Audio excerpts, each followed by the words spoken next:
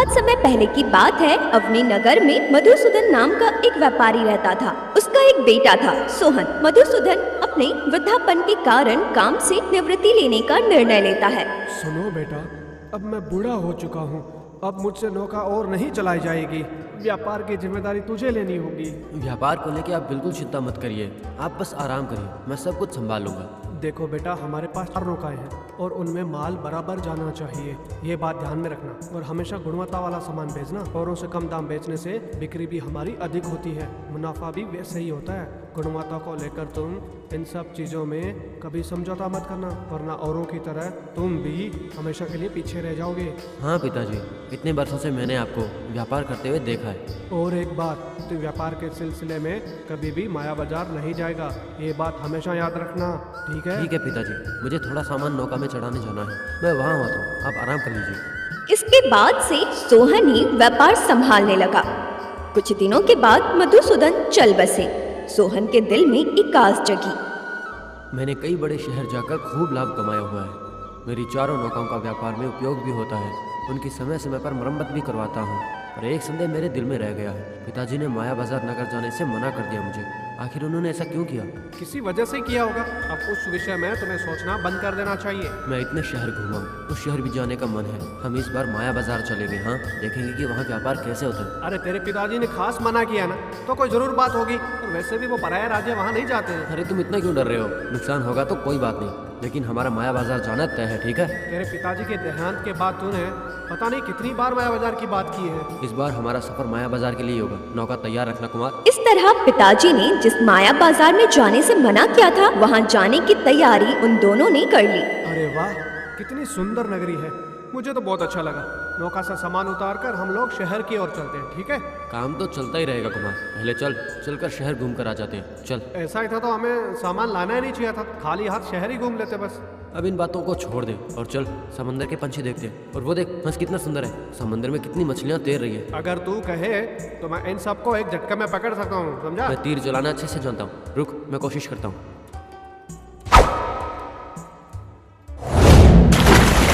अरे लगता है तीर सही निशाने पर लगा है, पंख में लगा है, इसलिए उड़ने की वजह समंदर में जा गिरा है। ये कौन है जो सीधा हमारी तरफ चला आ रहा है और तुझे वो गुस्से में देख रहा है? कहीं हंस उसी का तो नहीं था? आने दे, थोड़े पैसे फेंकेंगे तो लौट जाएगा। तूने मेरे पिताजी को मारा है, मैं तुझे छोड़ूंगा नहीं। मैं तुम्हारे पिताजी को क्यों मारूंगा? तुम्हें गलतफहमी हुई है, हम पहली बार इस शहर में आए हैं। अच्छा, लेकिन तूने मेरे पिताजी को मारा है जो समंदर में छटपटा रहे थे। हाँ, तुमने तीर चलाकर जिस हंस को मारा है वो मेरे पिताजी थे। हंस और पिताजी, तुम्हारा दिमाग तो ठीक है ना? हाँ, हंस मेरे पिता थे, ये पिछले जन्म की बात है। इस जन्म में हंस के रूप में है, मछली पकड़ने में मेरी सहायता कर रहे थे। मेरे पिता ने सपने में स्वयं आकर मुझे बताया था। हाँ, पर तुमने तीर चलाकर मेरे पिताजी को मार डाला। ये तुम कैसी बातें कर रहे हो? मोटी कीमत ऐंठने के लिए कहानी बना रहे हो ना? ये नहीं हो सकता। ये लो चांदी का एक सिक्का लो और चलते बनो। तुम चाहे मुझे कितना भी धन दे दो, लेकिन मेरे पिताजी की बराबरी तो नहीं हो पाएगी ना। तुम्हारी शिकायत महाराज से करूँगा। जा जा, हंस को मारा है तो राजा से जाके शिकायत करेगा। जा जाओ, महाराज तुम्हारी शिकायत स्वीकार नहीं करेंगे। चल कुमार, हम शहर की सैर करते हैं। शहर आते ही अजीब इंसान से पाला पड़ गया। चल यार आगे चलते हैं। पता नहीं अब इस शहर में हमें ऐसे कितने नमूने देखने पड़ेंगे यार, क्या किया? वो जैसे ही शहर में दाखिल होते हैं, एक आदमी उनके पास आता है। बाबू आ गए, बरसों लगा दिया आने में। तुम्हारे पिताजी कैसे हैं? मेरे पिता को गुजरे 1 वर्ष से ज़्यादा समय हो गया। क्या वो चल बसे? भले आदमी थे, सही समय पर पैसे देकर उन्होंने हमारी सहायता की थी। वो तो ठीक है, लेकिन आप मुझे कैसे जानते हैं? मैंने आपको कभी नहीं देखा है, मैं आपको पहचान नहीं पाया। अगर नहीं जानते हो तो वैसे भी क्या कर लोगे तुम? तुम्हारे पिताजी ने एक कान का गिरवी रखकर मुझे 5 चांदी की मोहरें दी थी। ब्याज मिलाकर अब पूरे 10 चांदी की मोहरें हो गई है वो। आपके कान को गिरवी रखकर मोहरे दिए हैं? लेकिन कोई भला नाकान भी गिरवी रखता है क्या? अरे ये क्या, तुम क्या कह रहे हो? क्या तुम्हारे पिताजी ने तुम्हें बताया नहीं है? वो तो हमेशा इस राज्य में कान गिरवी रखकर ही सबको यहाँ पर कर्ज देते थे। मेरे पिताजी ने मुझे ऐसा कुछ भी नहीं बताया। ठीक है, अब मैं तुम्हें 10 चांदी की मोहरें दे देता हूँ। मुझे मेरा कान वापस कर दो, वरना मैं महाराज से तुम्हारी शिकायत कर दूंगा। बोलो मेरा कान लौटा रहे हो या नहीं? कान वान कुछ नहीं मिलेगा, निकलो यहाँ से, जाओ। देखो अगर मुझे गुस्सा आ गया तो तुम्हारा दूसरा कान भी काट लूंगा। अब जाओ यहाँ से। ठीक है, मैं तुम्हारी महाराज से शिकायत कर दूंगा। यहाँ पे कितने अजीब लोग रहते हैं। वो वहाँ एक हंस को अपना पिता बता रहा है, कह रहा है कि कान गिरवी रख के इसने मोहरे ली है। यहाँ मुझे भी कुछ न कुछ गड़बड़ लगती है। तुम्हें क्या लगता है क्या हुआ होगा उसके कान का? किसी ने उसका कान काट दिया होगा, तब से ये पगला गया होगा शायद। क्या पता ऐसे और कितने अजीब गरीब लोग यहाँ पे मिलेंगे हमें। चलो चलते हैं यहाँ से। देखो रात हो गई है और मुझे भूख भी बहुत ज़्यादा लगी है। चल ना किसी धर्मशाला में चलकर भोजन करके आराम करते हैं, बहुत थक गए हैं यार। क्या कहता है? कहना क्या है, मुझे भी भूख लगी है। देखते हैं शायद हमें पास में कोई धर्मशाला मिल जाए। इसके बाद वो दोनों वहां से ढूंढते हुए एक धर्मशाला पहुंच गए। वहां एक औरत इन दोनों को देखते ही बहुत खुश हुई। अरे आ गया तू, कितने साल हो गए तुझे देखे बिना, कितना बड़ा हो गया है तू। तेरे पिताजी कहाँ हैं बेटा? अब आप कौन है? मैंने आपको पहले कभी नहीं देखा। आप पिताजी को जानती हैं? कैसे नहीं जानूंगी मैं उनकी पत्नी हूँ। तेरे पिताजी यहाँ पर आए थे, उन्होंने मुझसे गंधर्व विवाह किया था। गंधर्व विवाह? लेकिन उन्होंने कभी मुझे इस विषय में नहीं बताया। आप मुझे कैसे जानती हैं? तेरे पिताजी ने तुझे कुछ नहीं बताया? अच्छा ठीक है, मुझे उनके पास ले चल तू, उसके बाद वो सब कुछ बता देंगे तुम्हें। पिताजी को गुजरे 1 बरस हो गया है।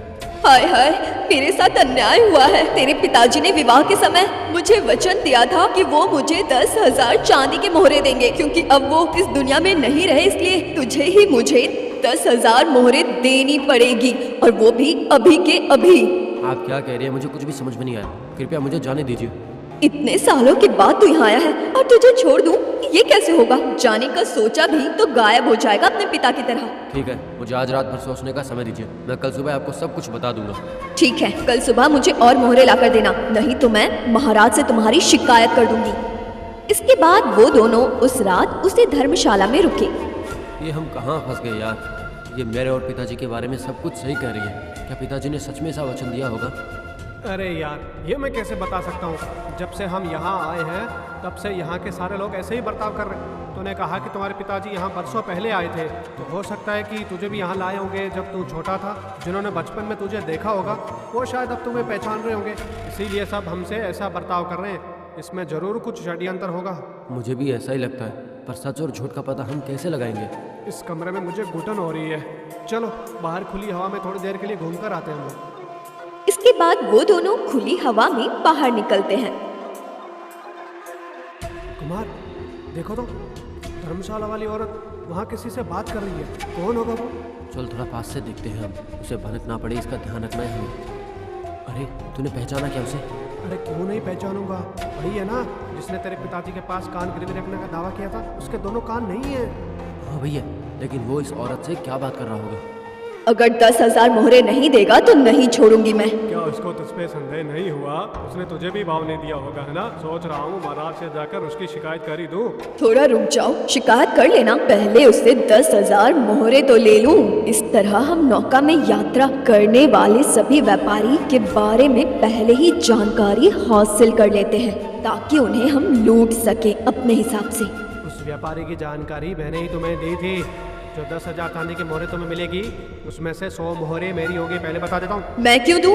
तुम महाराज से शिकायत करने के बदले उनसे 10,000 चांदी के मोहरे मांग लेना, या फिर उनसे कान मांग लेना। तुम देखना, महाराज तुम्हें इसके बदले मोहरे जरूर दे देंगे, यकीन करो। तुम्हें लगता है महाराज ऐसा निर्णय लेंगे? हैं?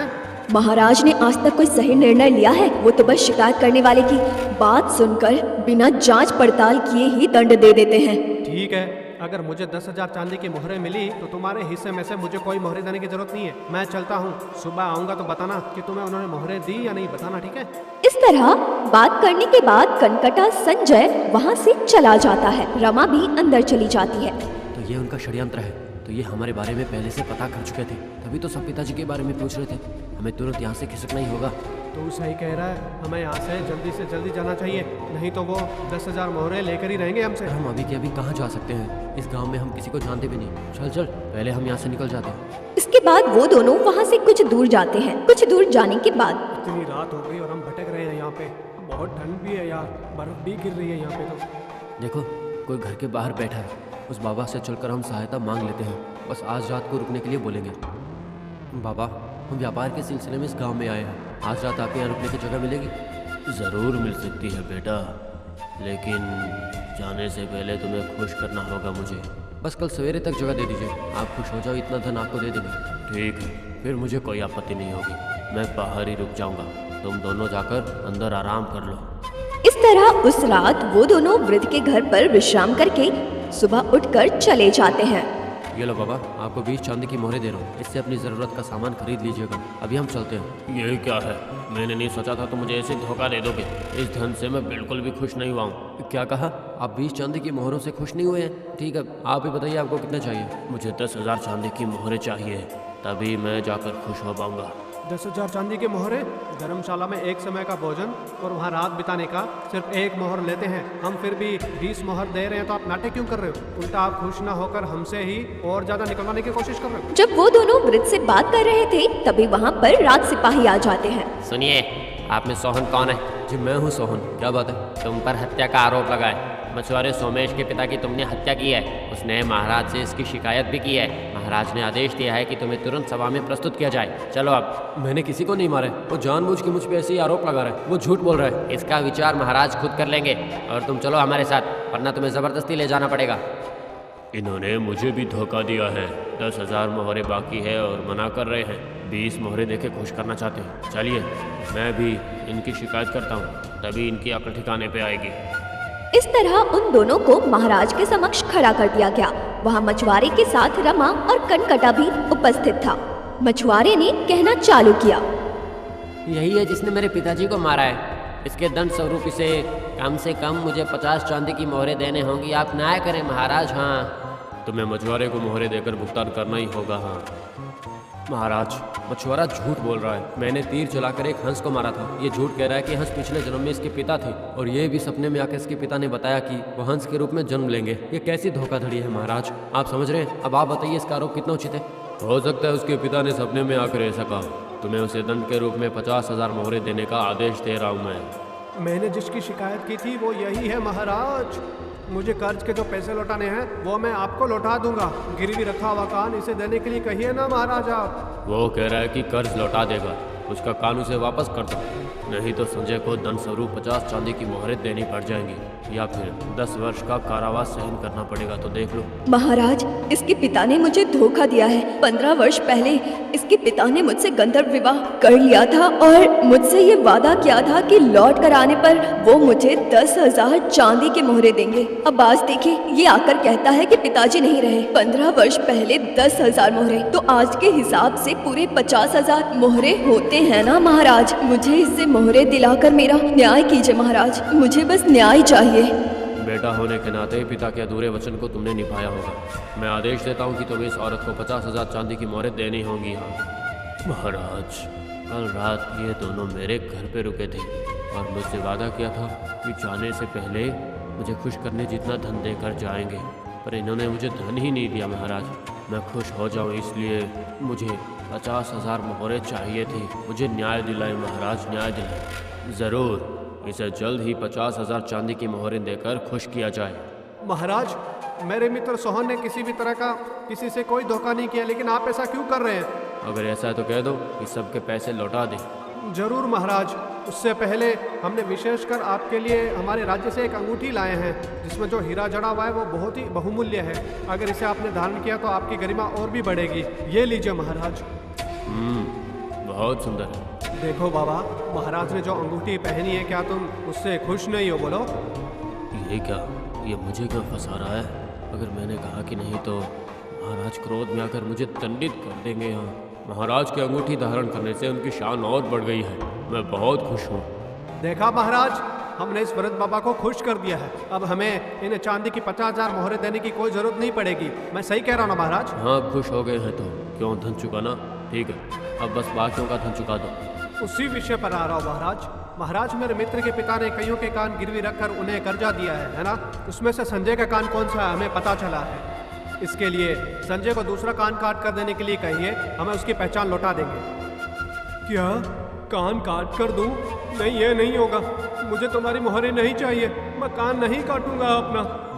और हाँ, इस औरत की मांग है न्यायपूर्ण हो, है ना? मेरे पित्र के मिता के मरने से पहले ही माँ चल बसी। इनके परंपरा के प्रकार पति के देहांत के बाद अगर पत्नी जीवित है तो उसे सती प्रथा के अनुसार स्वयं को अग्नि में समर्पित करना होता है ना? अगर ये इस नियम का पालन करती है तो ये सारा धर्म इनके बेटे के नाम कर देंगे। बाप रे, सती होना पड़ेगा। मुझसे नहीं होगा ये। मुझे किसी तरह का धन नहीं चाहिए।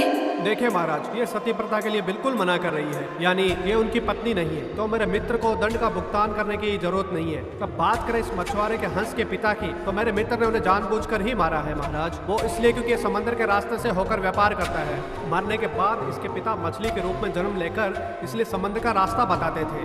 उस हंस ने मछली को वही मार खाया था, इसलिए तो उस हंस को मारना पड़ा महाराज। इसलिए पिता के बदले पिता और हंस के बदले मछली। तो अब देखिए महाराज, सब कुछ आपके सामने है, न्याय तो मिल ही गया है। बहुत बढ़िया कुमार, बड़ी ही चतुरता से तुमने अपने दोस्त को इन धोखेबाजों की चाल से बचा लिया है बेटा। और एक बात, तुमने सोच समझ के न्यायपूर्ण दंड देने के लिए मुझे बहुत प्रेरित किया है। शाबाश, अब तुम अपने राज्य लौट सकते हो। इन धोखेबाजों को 2 वर्ष के कठिन कारावास का दंड देता हूँ मैं।